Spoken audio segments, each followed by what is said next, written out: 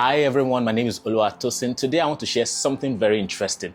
I have people who would call me and they'll be like, Mr. Tosin, I want my daughter to learn this musical instrument, and I will want them to learn this musical instrument in the space of 3 months. And I'm like, okay, well, I'm not the one who will decide that.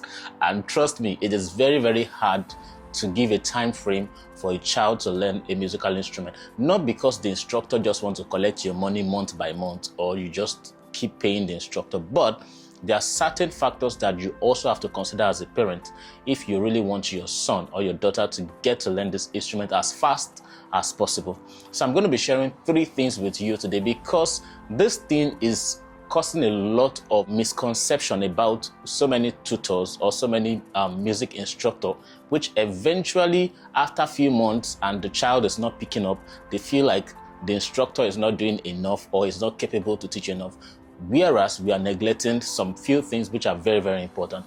Let me share these 3 tips with you.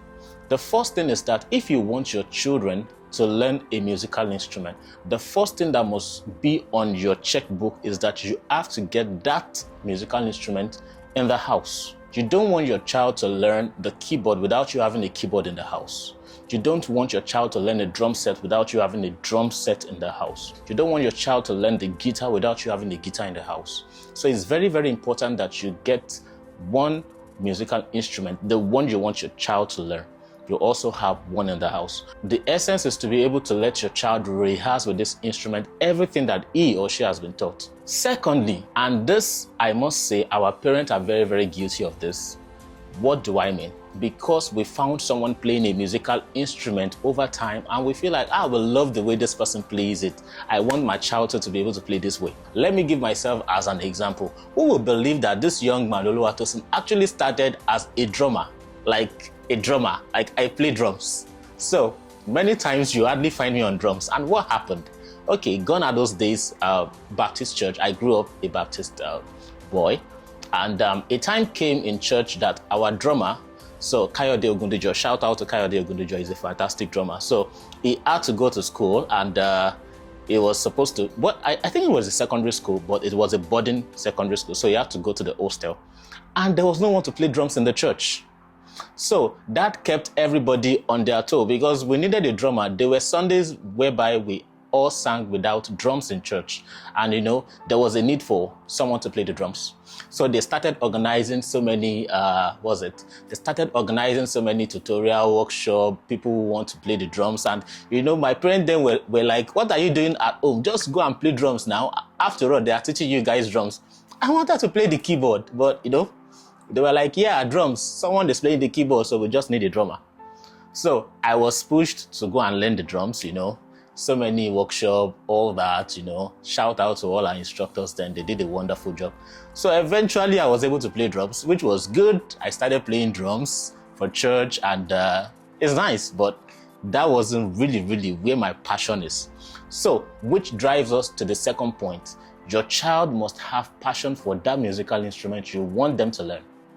If your child wants to learn the drums, but you are passionate about your child learning the keyboard, the best thing you can do is to make sure you get your child to that point whereby the attention, the passion will shift to that instrument, not to force them into it.